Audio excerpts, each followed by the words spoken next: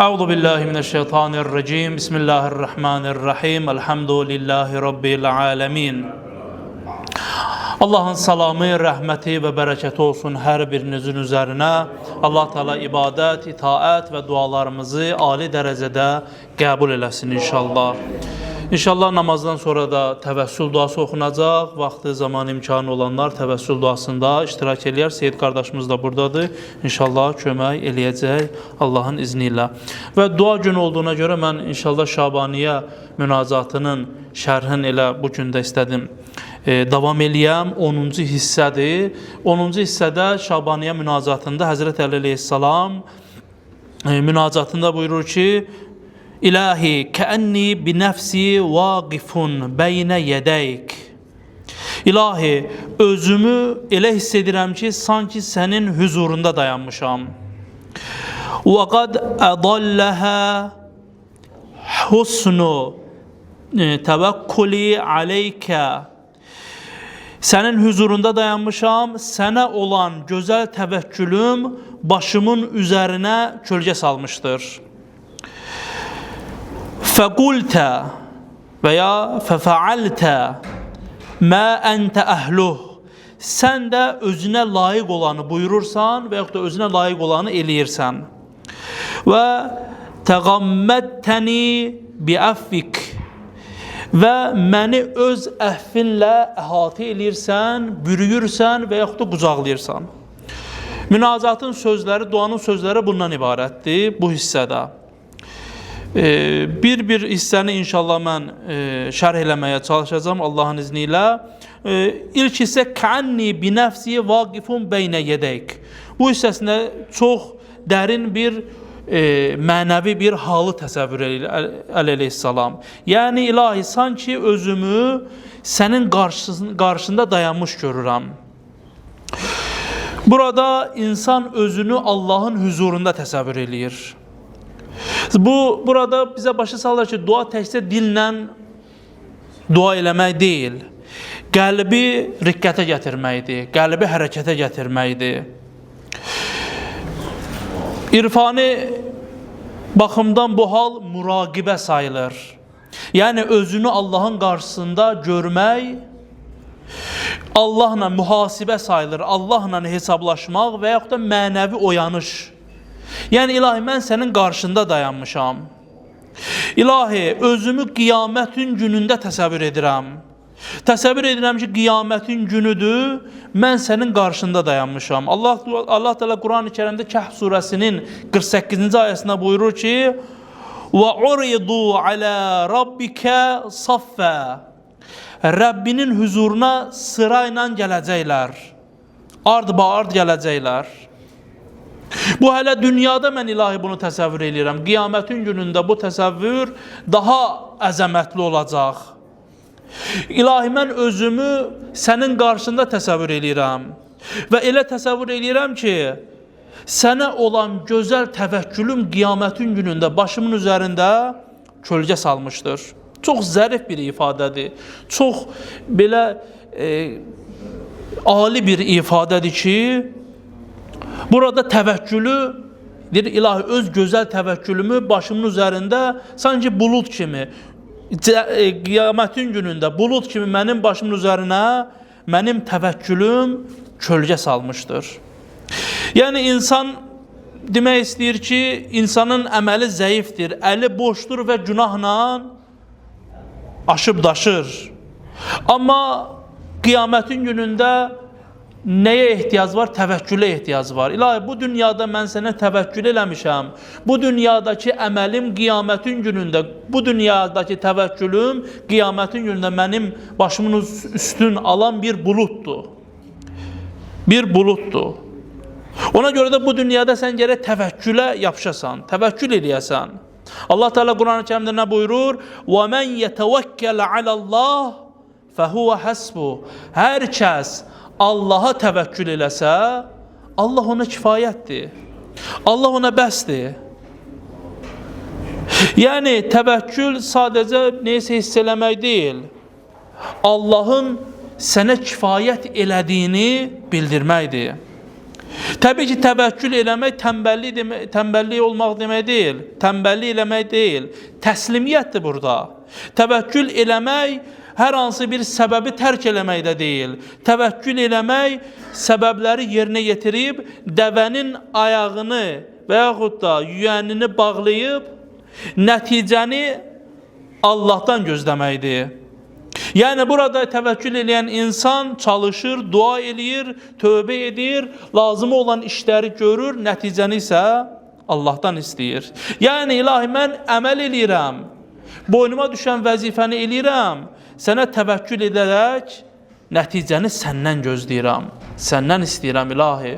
Ona görə də mömin bu dünyada təvəkkül halında olarsa, Həzrət Əli əleyhissalamın münazatına əsasən bu təvəkkül qiyamətin günündə, o çətin günündə həmin təvəkkül onun üçün qiyamətin günündə kölgə salan bir bulud kimi olacaqdır. Duanın davamında buyurur ki, فَقُلْتَ فَفَعَلْتَ مَا أَنْتَ أَهْلُهُ Sən özünə layiq olanı buyurdun ilahi və yaxud da sən özünə layiq olanı elədin. Yəni mənə görə yox, özünə görə. İlahi, yəni sən mənim özümə görə eləsəydin, mənim əməlimin bir dəyəri yox idi. İlahi, sən mənim ləyaqətimə görə yox, öz Rəbb olaraq sənin öz layiqin nədirsə, onu elədin. Əgər mənim əməlimə qalsaydı, mən məhv olardım ilahi. Sən özünə layiq olanı elədin. Allah Teala Qur'an-ı Kərimdə çox əzəmətli bir ayəsi var. Bunu oxuyanda həqiqətən insan sanki qəlbi titriyir. Bilirsiniz nədir ayə? Ərəbcəsi belədir, bəlkə sizə tanış gələcək. Bismillahirrahmanirrahim. Kətəbə rabbukum alə nəfsihir rahmə. Rəbbiniz öz zatına, özünə rəhməti vacib etmişdir. Çox dəhşətli bu. Bilirsiniz nəyinə, hansı ayəyə oxşayır? Kutibə aleykumus siyam. Ya eyyuhəllədinə əmənu. Ey iman gətirənlər, kutibə aleykumus siyam. Oruç tutmaq sizə vacib edildi. Orada da kətəbə sözü ilə gətirib, amma kutibə olaraq məsul halda gəlib. Alənə gəlib vacib olmaq mənasındadır. Necə ki, orucu bizə vacib edən ayə kətəbə sözü ilə gəlib, kətəbə əslində yazmaq deməkdir. Yəni, oruç tutmaq sizin üçün yazıldı, alənən gəldiyinə görə vacib edildi mənasındadır. Allah Teala burada da deyir ki, Allah Teala özünə vacib eləmişdir ki, rəhmət eləsin, rəhm eləsin sizə. Yəni Allah Teala bizə rəhm eləyəcək. Allahın rəhmindəndir ki, bizimlə lütfü ilə davranır. Bir öz layiq olduğu Allahlığı ilə davranır bizə, bizim layiqətimizlə yox. Davamında buyurur ki, və təğamməttəni biəffik. İlahi, məni öz əfvinə bürüdün. Və bürüdün deyir, əff elədin demir. Yəni məni əhatə elədin öz əfvindən. Sanki məni qucaqladın ilahi, örtdün məni. Yəni təkcə burada günahı bağışlanmaq deyil, günahımı sildin ilahi, rüsvayçılığımı üstün örtdün, qəlbimi sakitləşdirdin, aram elədin. Məni təzədən ruhumu oyatdın. Yəni bağışlamaqla təkcə iş bitmir. Mənə əff elədin, mənim tövbəmi qəbul elədin, mənim günahımı yazan mələklərdən unutturdun, günahıma şahid olan əzalarımı unutturdun, onlar mənim əleyhimə şahidlik etməyəcək. Məkan ki, mənə qiyamətin günündə günahlarıma şahid olacaq idi, onları unutturdun. Yəni, məni bağışladın ilahi, məni əffinlə bürüdün. Ola bilər ki, bir adamı sən bağışlayasan, bir adamı bir də var ki, elə bağışlayasan ki, sanki aranızda heç bir şey olmayıb. Olmayıbmış kimi, elə bağışlayasan. Elə qucaq açasan ki, sanki elə o gözləyirdin, bəzən var, o internetə də bəzən qoyurlar, neçə illərdir bir-birindən küslüdür, bir dəfə qoymuşlar, valideyninlə küsüydü. Elə qucaqladı ki, sanki gözləyirmiş ki, övladı buna tərəf gəlsin, onu bağışlasın. İlahi, sən məni əhatə elədin. Quran-ı Kərimində ilahi özün buyurmuşsan ki, İnnə rabbəkə vasi'ul məğfirə. Quran-ı Kərimdə Allah Teala buyurur ki, həqiqətən sənin Rəbbin geniş bağışlanmaya sahibdir. Bağışlanması çox genişdir. İlahi, mən öz əməlimə güvənmirəm.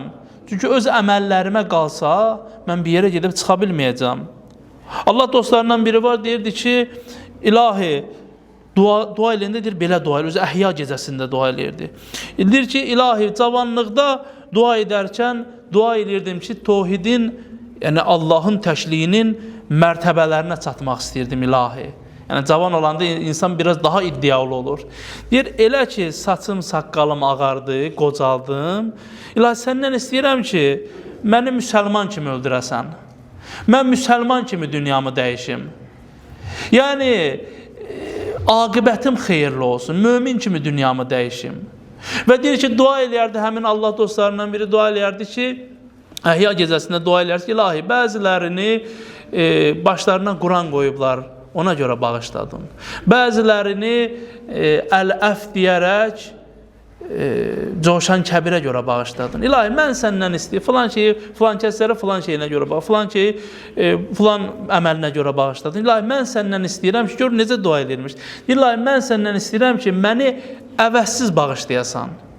Yəni, mənim gətirməyə heç bir şeyim yoxdur. Məni əvəzsiz bağışlayasan, qiyamətin günündə də deyərsən ki, bəzi bəndələrimi də əvəzsiz bağışladım. Bəzi bəndələrimin əlində heç bir şey yox idi, elə heç bir şey olmamasına görə də bağışladım. Əllərin açması kifayətdir. Yəni, Allah Teala bizdən demir ki, əlivi açanda əlində nə var? Əli açqla, əlin boş olsa da kifayət eləyir. Əlivin açılması elə duavın qəbul olması üçün bir səbəbdir. Ona görə də buyurur ki, İlahi, əməllərimi arxayın deyirəm. İlahi, sənin rəhmətivə ümid edirəm.